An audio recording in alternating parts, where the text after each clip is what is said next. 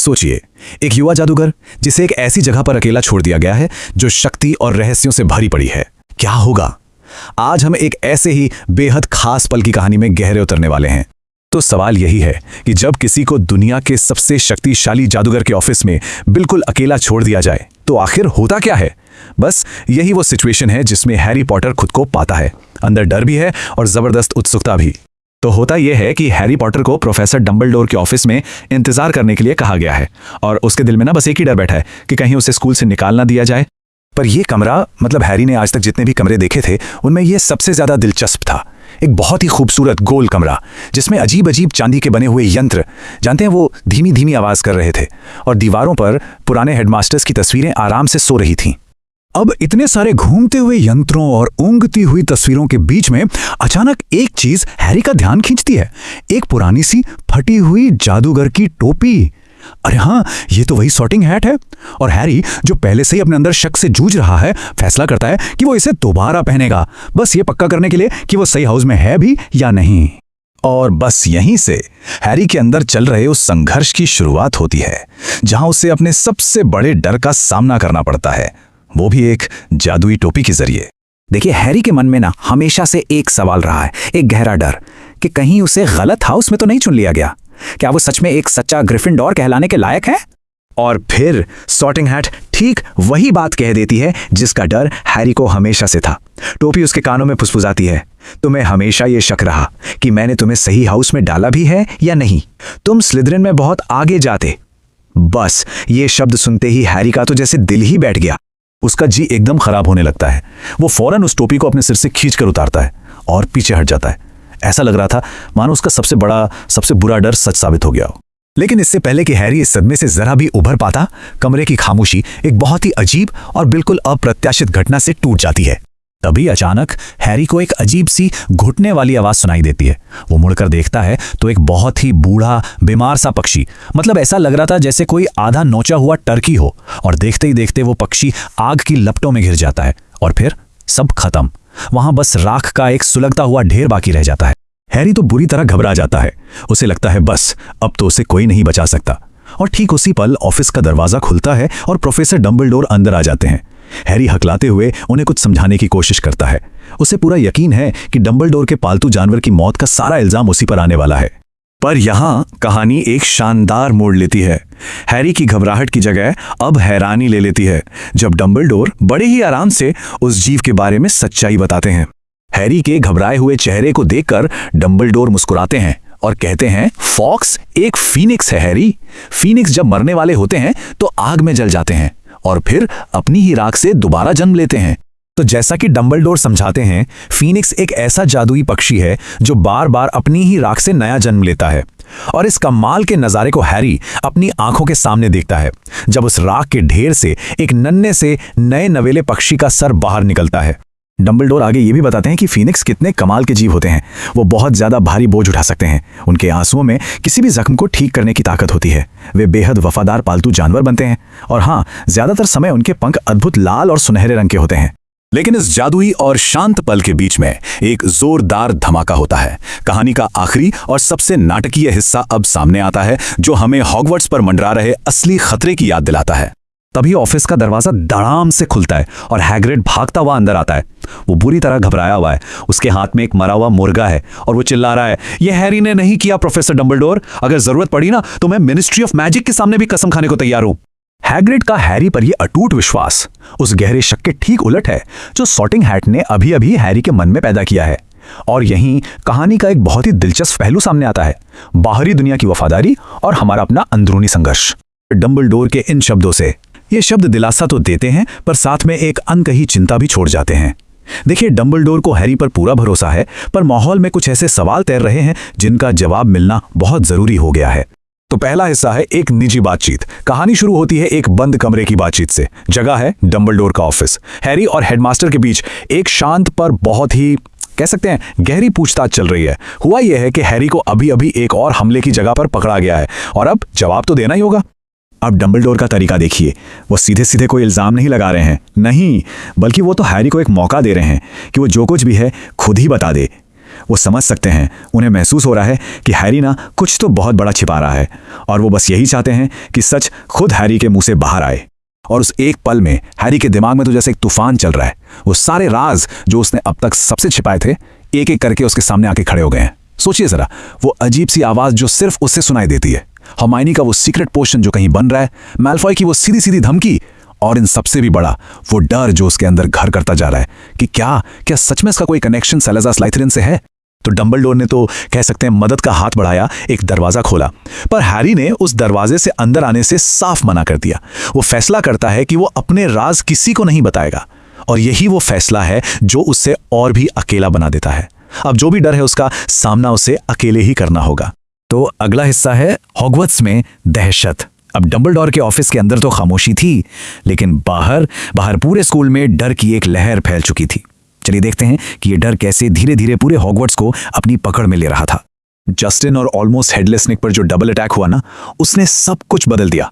जो अब तक सिर्फ एक घबराहट थी, एक बेचैनी थी, वो अब असली दहशत बन चुकी थी। स्कूल का पूरा माहौल ही बदल गया था। अब स्टूडेंट्स सच में अपनी सेफ्टी को लेकर डरे हुए थे, और सबके दिमाग में बस एक ही सवाल था, सबसे डरावना सवाल, कि कोई एक भूत के साथ ऐसा कैसे कर सकता है। मतलब एक भूत पर हमला, ये तो हो ही नहीं सकता। ये घटना एक ऐसी अनजान, एक ऐसी भयानक ताकत की तरफ इशारा कर रही थी जिसके बारे में किसी को कुछ नहीं पता था, और यही बात सबको सबसे ज्यादा डरा रही थी। और ये डर इतना ज्यादा बढ़ गया कि स्कूल में समझिए एक तरह की भगदड़ी मच गई। हर कोई बस किसी भी तरह क्रिसमस की छुट्टियों के लिए हॉगवर्ट्स एक्सप्रेस में अपनी सीट बुक करवाना चाहता था। उन्हें बस यहां से निकलना था। हॉगवर्ट्स जो कभी सबसे महफूज जगह लगती थी, अब बिल्कुल भी सेफ महसूस नहीं हो रही थी। और इस माहौल पर रॉन का ये ताना, या कह लें सार्काज़म, पूरी सिचुएशन को एकदम साफ साफ बता देता है। महल लगभग खाली हो चुका था, और पीछे बचे कौन थे? हैरी, उसके दोस्त, और उनका सबसे बड़ा दुश्मन मैल्फॉय। जाहिर है इससे टेंशन और ज्यादा बढ़ गया था। अगला पड़ाव, स्लाइथरिन का वारिस।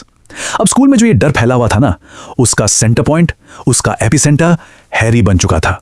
अब वो सिर्फ एक स्टूडेंट नहीं था, वो था मेन सस्पेक्ट। और उसे अपने ही दोस्तों, अपने ही साथियों के बीच ऐसा महसूस हो रहा था जैसे वो कोई अछूत हो। और हैरी का ये अकेलापन दिन ब दिन बढ़ता ही जा रहा था। स्कूल के बाकी स्टूडेंट्स उसके साथ ऐसा बर्ताव कर रहे थे मानो वो कोई चलता फिरता खतरा हो। जैसे ही वो गलियारे से गुजरता, लोग उससे बचकर निकलने लगते, उस पर उंगलियां उठती और कानाफूसी शुरू हो जाती। लेकिन इस डर और टेंशन के माहौल में एक मजेदार चीज भी हो रही थी, एक कॉन्ट्रास्ट था, और वो थे वीजली ट्विंस, फ्रेड और जॉर्ज। जहां एक तरफ पूरा स्कूल हैरी से डर रहा था, वहीं फ्रेड और जॉर्ज ने तो ये मानने से ही इनकार कर दिया कि हैरी गुनहगार हो सकता है, और वो अपने ही अंदाज में मजाक करके सिचुएशन को लाइट बनाने में लगे हुए थे। उनका अंदाज भी निराला था। वो हैरी के आगे आगे चलते और जोर जोर से चिल्लाते, स्लाइथरिन के वारिस के लिए रास्ता बनाओ, एक बहुत ही दुष्ट जादूगर आ रहा है। अब बाकियों को ये भले ही अजीब लगे, पर हैरी के लिए ये किसी राहत से कम नहीं था। कम से कम कोई तो था जो उसके साथ खड़ा था। और फिर उनका वो डार्क ह्यूमर, हाँ, वो तो बस चेंबर ऑफ सीक्रेट्स जा रहा है अपने नुकीले दांतों वाले नौकर के साथ एक कप चाय पीने। अब जाहिर है पर्सी और जिनी जैसे लोगों को ये सब बिल्कुल पसंद नहीं आता था, पर हैरी को ये सुनकर तसल्ली होती थी कि चलो कोई तो है जो मानता है कि ये पूरा इल्जाम कितना बेतुका है। कुछ पल के लिए ही सही, पर उसका अकेलापन थोड़ा कम हो जाता था।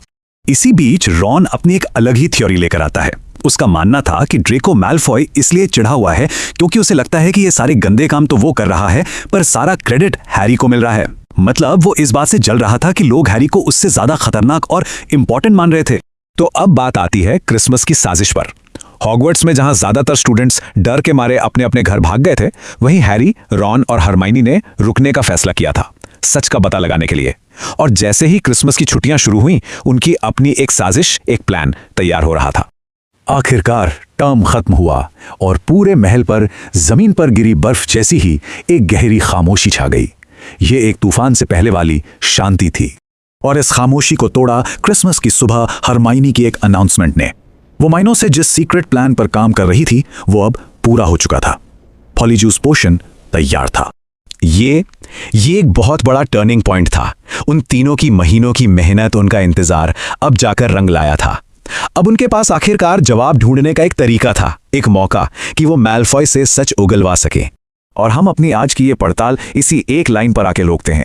योजना तैयार है, पोशन बन चुका है, और अब बस एक्शन लेना बाकी है। आज रात सारे राज खुलने वाले हैं। जरा सोचिए, अगर किसी के सबसे बड़े दुश्मन के पास कोई ऐसा राज हो जो सब कुछ बदल सकता है, तो उससे वो राज कैसे निकलवाएंगे? पूरी पड़ताल बस इसी एक मुश्किल सवाल का एक बहुत ही कह सकते हैं डेयरिंग जवाब ढूंढने वाली है। तो चलिए सीधे चलते हैं हॉगवर्ट्स के क्रिसमस डिनर में। माहौल एकदम जश्न का है, लेकिन हवा में ना एक अजीब सी टेंशन भी घुली हुई है। इस जगमगाती शाम के पर्दे के पीछे एक ऐसा मिशन छिपा है जो किसी को भी चौंका सकता है। माहौल देखिए कितना जादुई है ना। छत से वो गर्म बर्फ गिर रही है, कैरल्स गाए जा रहे हैं, लेकिन इस सारी खुशी के बीच हमारे हीरो के मन में तो एक तूफान चल रहा है। एक ऐसी प्लानिंग जो इस जश्न के पूरे रंग में भंग डाल सकती है। एक तरफ हैरी को तोहफे में एक स्वेटर मिला है और दूसरी तरफ उसके मन में एक गिल्ट है, एक अपराध बोध। ये सिर्फ एक तोहफा नहीं है, बल्कि इस बात का एहसास है कि भाई कुछ बहुत बड़ा और बहुत ही खतरनाक होने वाला है। और अब पर्दा उठता है असली मकसद से। टारगेट कौन है? कोई और नहीं बल्कि ड्रेको मैल्फॉय। और मिशन है मैल्फॉय के दिल में छिपे उस राज को बाहर निकालना। एक ऐसा राज जिसके लिए वो हर नियम तोड़ने को तैयार हैं। कहते हैं ना, हर बड़ी प्लानिंग के पीछे एक मास्टरमाइंड होता है, और इस कहानी में वो दिमाग है हरमाइनी का। तो चलिए देखते हैं कि उसने इस खतरनाक खेल की पूरी बिसात आखिर बिछाई कैसे है। तो प्लान को 2 मेन स्टेप्स में बांटा गया है। स्टेप 1, क्रैब और गोयल को रास्ते से हटाना। क्यों? क्योंकि मैल्फॉय उन पर सबसे ज्यादा भरोसा करता है। और स्टेप 2, उनके बाल हासिल करना। ये बाल इस मिशन के सबसे जरूरी जादुई पोषण के लिए चाहिए। और यहीं पर ना इन तीनों दोस्तों के बीच का फर्क एकदम साफ दिखता है। एक तरफ है हरमाइनी जो इस खतरनाक प्लान को ऐसे बता रही है जैसे अरे ये तो कोई मामूली सा काम है, और दूसरी तरफ है हैरी और रॉन जिनके चेहरे पर हैरानी और डर सब कुछ साफ साफ दिख रहा है। रॉन की आवाज में जो डर है ना, वो इस मिशन की सच्चाई बताता है। ये कोई बच्चों का खेल नहीं है, बिल्कुल नहीं। बस एक छोटी सी गलती और सब कुछ तबाह हो सकता है। और यहीं पर हरमाइनी की स्मार्टनेस का एक और सबूत मिलता है। मतलब जब हैरी और रॉन अभी इस प्लान के बारे में सोच ही रहे हैं, हरमाइनी तो अपना काम कर भी चुकी है। उसने चुपके से मिलिसेंट का बाल हासिल कर लिया है। वो हमेशा एक कदम आगे रहती है। तो बस अब बातों का वक्त खत्म और एक्शन का टाइम शुरू। प्लान का पहला फेज शुरू होता है और इसका नाम है ऑपरेशन चॉकलेट केक। इनका हथियार बहुत सिंपल है, लेकिन एकदम क्लेवर। हरमाइनी ने 2 चॉकलेट केक में स्लीपिंग पोशन मिला दिया है, और ये चारा खास तौर पर क्रैब और गोयल के लालच को दिमाग में रखकर ही तैयार किया गया है। अब सीन में टेंशन बढ़ने लगती है। चाय के बाद वो लोग खाली हॉल में इंतजार कर रहे हैं। केक को सीढ़ियों पर रख दिया गया है, और जैसे ही क्रैबर और गोयल हॉल से बाहर निकलते हैं, हैरी और रॉन फौरन एक कवच के पीछे छिप जाते हैं और टारगेट चारा निगल लेता है। बिल्कुल वैसा ही हुआ जैसा हरमाइनी ने सोचा था। क्रैब और गोयल का लालच उन पर हावी हो गया। उन्होंने बिना कुछ सोचे समझे पूरे केक अपने मुंह में ठूंस लिए, और पोशन ने अपना काम फौरन कर दिया। उनके चेहरे के एक्सप्रेशन बदलते उससे पहले ही वो दोनों बेहोश होकर सीधे फर्श पर। मिशन के पहले फेज की ये एक बहुत ही क्विक और सक्सेसफुल जीत थी। तो इस तरह पहला फेज सक्सेसफुली कंप्लीट। क्रैब और गोयल अलमारी में बंद हैं, और मिशन के लिए जो भी चाहिए था वो अब इनके पास है। लेकिन असली खतरा तो अब शुरू होने वाला है। तो अब कहानी उस मोड़ पर आ चुकी है जहां से वापस लौटना नामुमकिन है। ये मिशन का आखिरी और सबसे खतरनाक फेज है। एक ऐसा कदम जिसके बाद कुछ भी पहले जैसा नहीं रहने वाला। फाइनल तैयारी के लिए जो जगह चुनी गई है ना, वो भी उतनी ही मिस्टीरियस है। मॉर्निंग मर्टल का बाथरूम। ये जगह सीक्रेट है, डरावनी है, और एक कड़ाही के काले धुएं से भरी हुई है जहां पॉलीजूस पोशन उबल रहा है। और अब हमारे सामने आता है इस पूरे प्लान का सबसे मेन एलिमेंट, पॉलीजूस पोशन। देखने में ये एकदम गाढ़े काले कीचड़ जैसा है, लेकिन इसकी ताकत किसी भी धोखे को हकीकत में बदल सकती है। 3 ग्लास, 3 दोस्त और एक मकसद। ये नंबर 3 उनकी दोस्ती और इस खतरनाक मिशन के लिए उनकी हिम्मत का सिंबल है। लेकिन यहां एक और चैलेंज है, टाइम। पोशन पीने के बाद उनके पास सिर्फ और सिर्फ 1 घंटा होगा। 1 घंटा अपनी असली पहचान में वापस आने के लिए। वक्त की ये लिमिट इस मिशन को और भी ज्यादा मुश्किल बना देती है। हरमाइनी की आवाज में कॉन्फिडेंस तो है, लेकिन एक हल्का सा डर भी है। वो आखिरी बार सब कुछ चेक कर रही है, क्योंकि वो जानती है कि जरा सी भी चूक बहुत भारी पड़ सकती है। और ये रहा वो मोमेंट। जैसे ही बालों को ग्लास में डाला जाता है, पोशन में एक ड्रामेटिक रिएक्शन होता है। वो उबलती केतली की तरह फुफकारता है और एक अजीब से पीले रंग में बदल जाता है। अब वापसी का कोई रास्ता नहीं बचा। और इसी के साथ हम कहानी को एक बहुत ही रोमांचक मोड़ पर छोड़ते हैं। पोशन तैयार है, लेकिन खतरा अभी टला नहीं है। क्या ये तिकड़ी कामयाब होगी, या फिर उनकी ये हिम्मत ही उन्हें ले डूबेगी? खैर, इसका जवाब तो अब वक्त ही देगा। सोचिए बस एक पल के लिए, अपनी पहचान खो देना और किसी और के शरीर में जागना कैसा महसूस होगा, है ना? हम पॉलीजूस पोषण के जरिए इसी चौंकाने वाले रोंगटे खड़े कर देने वाले अनुभव की गहराई में उतरेंगे।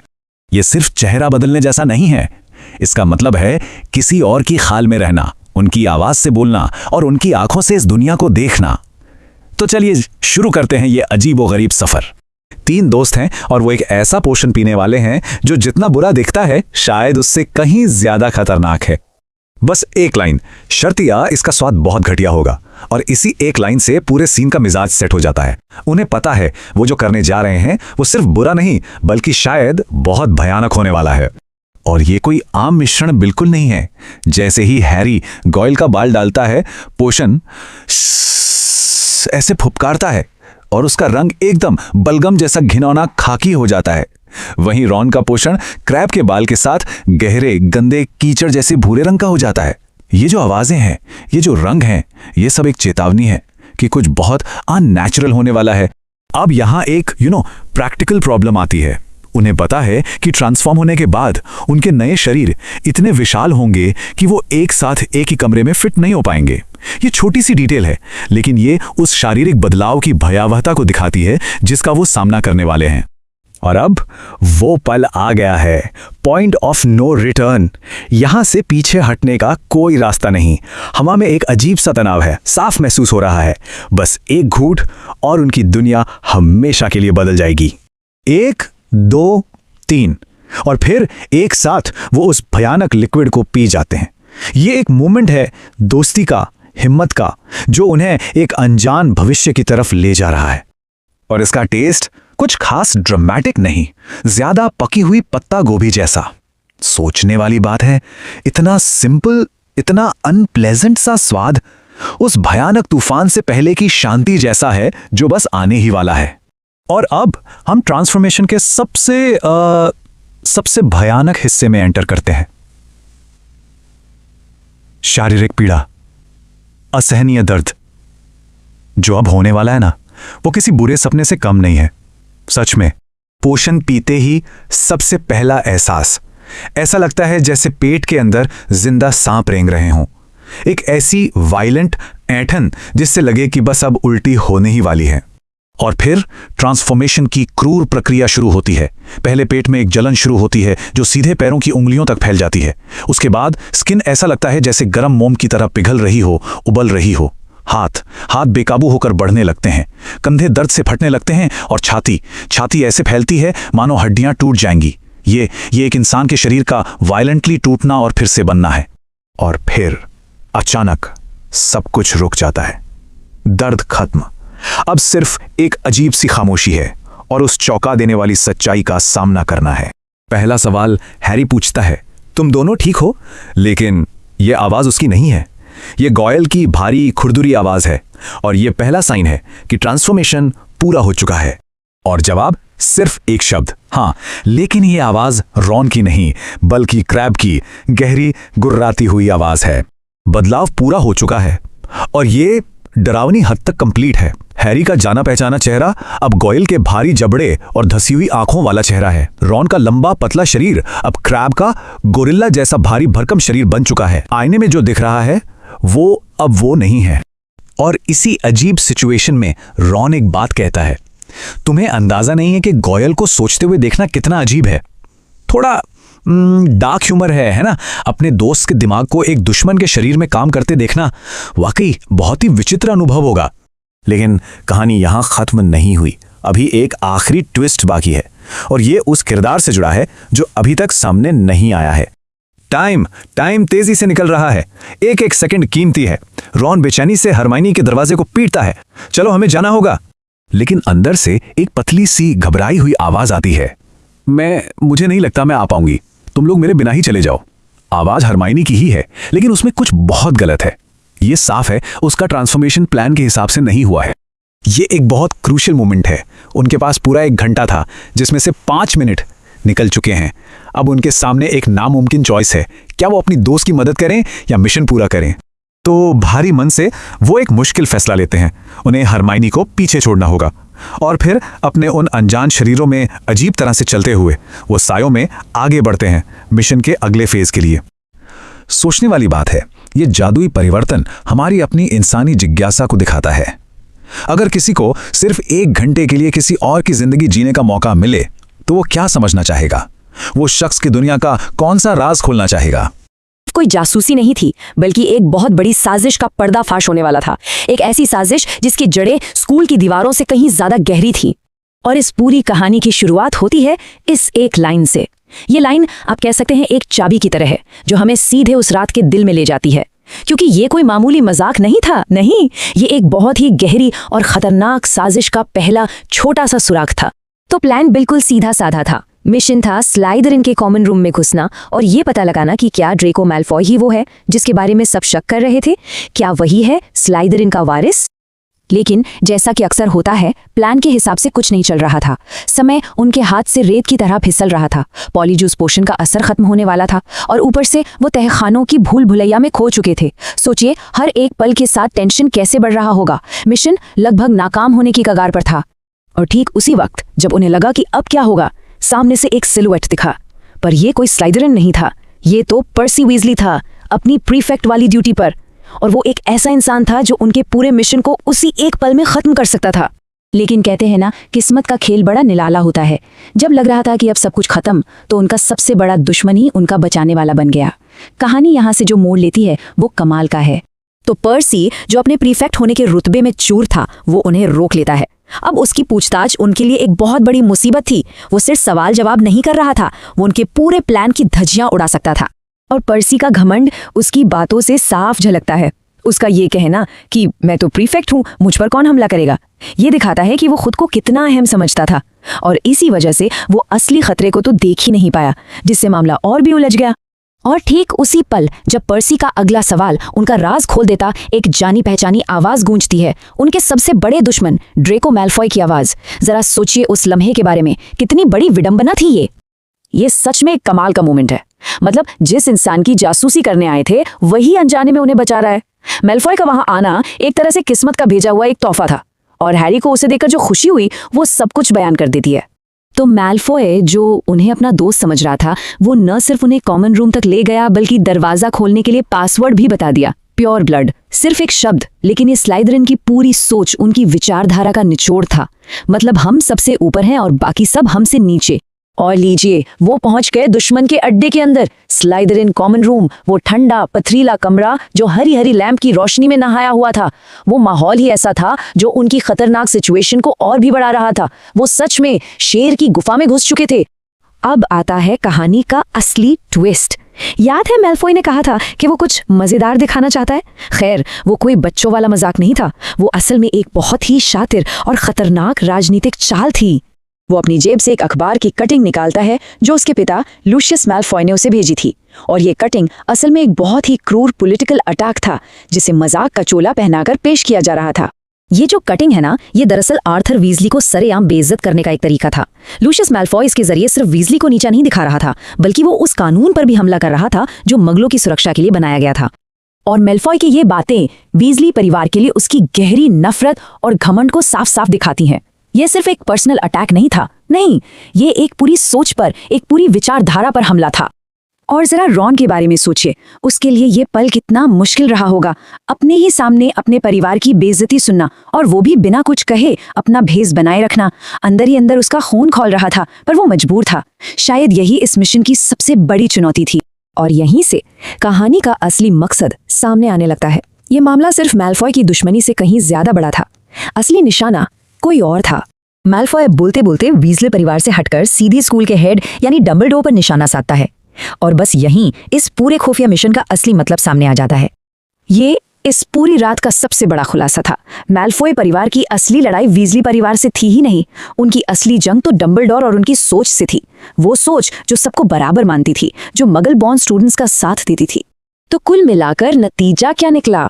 वो अपने असली मिशन में तो फेल हो गए। ये पता नहीं लगा पाए कि मैल्फॉय ही वारिस है या नहीं, लेकिन अनजाने में उन्होंने कहीं ज्यादा बड़ी और खतरनाक साजिश को बेनकाब कर दिया कि मैल्फॉय परिवार डंबलडोर को स्कूल से निकलवाने की पूरी कोशिश कर रहा है। अगर ये हमले सिर्फ एक मॉन्स्टर के बारे में नहीं है, तो फिर डंबलडोर आखिर किस चीज का प्रतीक है जिसे मैल्फॉय परिवार तबाह करना चाहता है? ये लड़ाई सिर्फ एक स्कूल की नहीं है, ये दो अलग अलग दुनिया, दो अलग अलग सोच की लड़ाई है, और यही इस कहानी का असली संघर्ष है। तो सवाल ये था, जब आप अपने दुश्मन से सीधे सीधे नहीं लड़ सकते तो उसका पर्दाफाश कैसे करेंगे? हैरी और रॉन के सामने यही सबसे बड़ी चुनौती थी, और इसने सच कहूं तो पूरे माहौल को एक जासूसी थ्रिलर जैसा बना दिया था। मिशन साफ था, दुश्मन के गढ़ में घुसना और सच को बाहर निकालना। तो मिशन का ऑब्जेक्टिव एकदम क्लियर था, उन्हें अपने सबसे बड़े सस्पेक्ट ड्रेको मैल्फॉय से सच उगलवाना था। सबको पक्का यकीन था कि स्लाइदरिन का वो रहस्यमयी वारिस और कोई नहीं बल्कि मैल्फॉय ही है। प्लान सुनने में तो सीधा था, पर उतना ही खतरनाक भी। तो इस मिशन के लिए मैदान में उतरे हैरी और रॉन, और उनका कवर कमाल का था।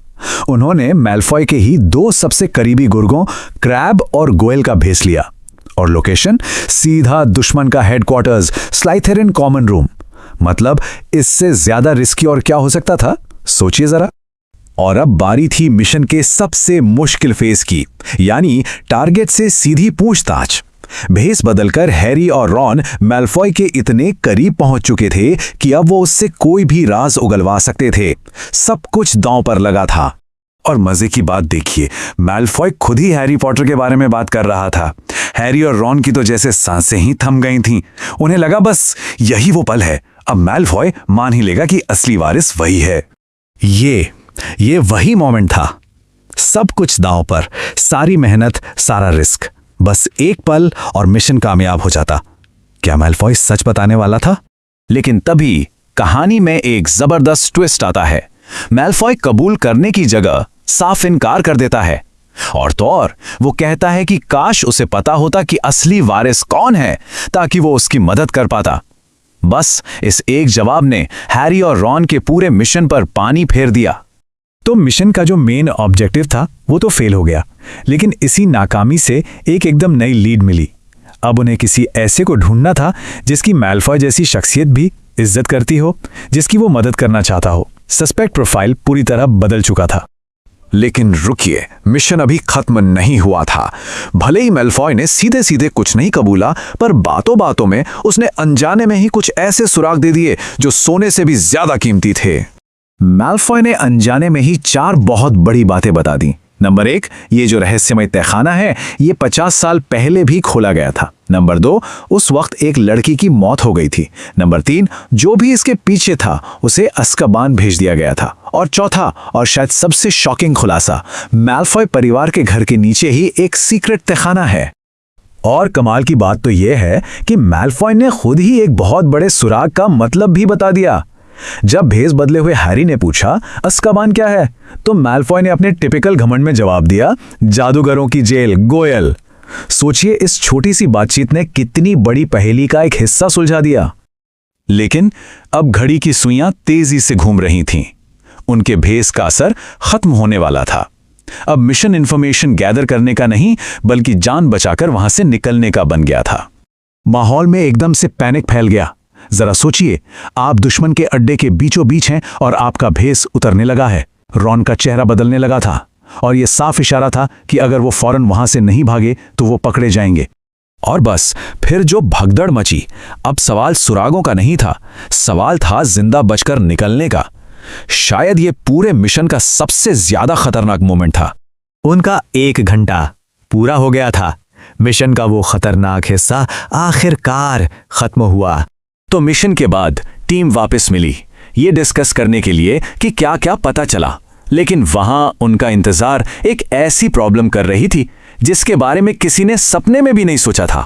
जब हैरी और रॉन अपनी टीम की तीसरी मेंबर हरमाइनी के पास पहुंचे तो दरवाजे के पीछे से एक अजीब सी आवाज आई। ये पहला सिग्नल था कि कुछ बहुत ज्यादा गलत हो चुका है।